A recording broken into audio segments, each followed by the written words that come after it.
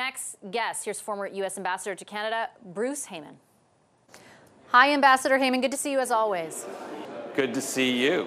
Ambassador, I want to start just by taking a beat. We've watched sort of all the live stuff ensue all day and just over the last few moments or unfold. And I wanted to ask you, take a beat and ask you just how big of a deal you think this is that we just watched basically a former president of the United States get arrested, be arraigned, walk in and out of a courthouse.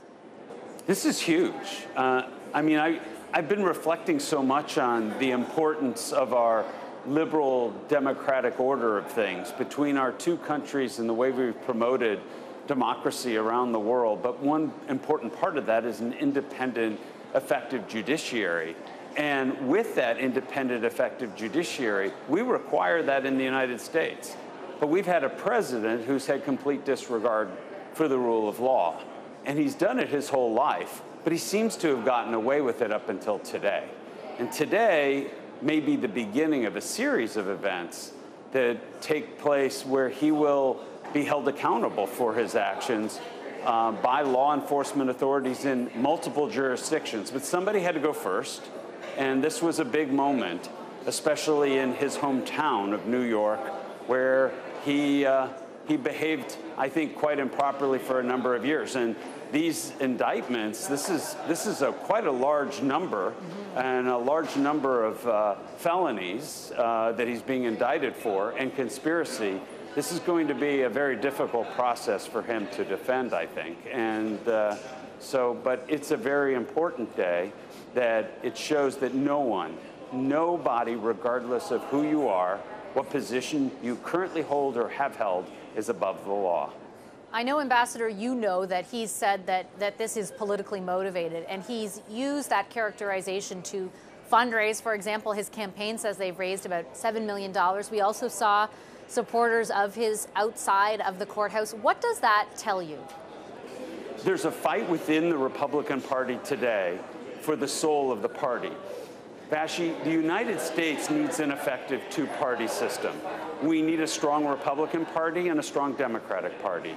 We need to be able to debate things effectively, but we don't need a party who is complete disregard for the Constitution or a person who led an insurrection against the country.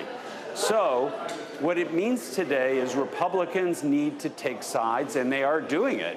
I mean, he came out in his own social media comments and told his followers that if you see Mike Pence or Bill Barr or Paul Ryan on TV, shut them off. You're better off watching Democrats. This is what you're going to watch going forward.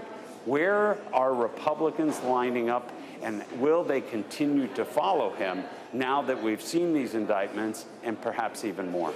And what is your sense? What is your feeling about the possibility that if it is a fight for the soul of the party, the possibility he can win? And I'll just add a quick bit of context to that. We've spoken, for example, after the last midterms, where it looked like voters were sending a very specific message to pro-Trump candidates that they would not ultimately be successful. It seemed like there was a bit of a sigh of relief from certain aspects of the American population. Fast forward to now, I mean, his polling among Republicans is better than it was after the midterms. What is your sense of the possibility of Donald Trump winning that fight for the soul of the party? I think the possibility is quite high. He leads in the polls among Republicans. He has access to the most capital today, and it's only 11 months away.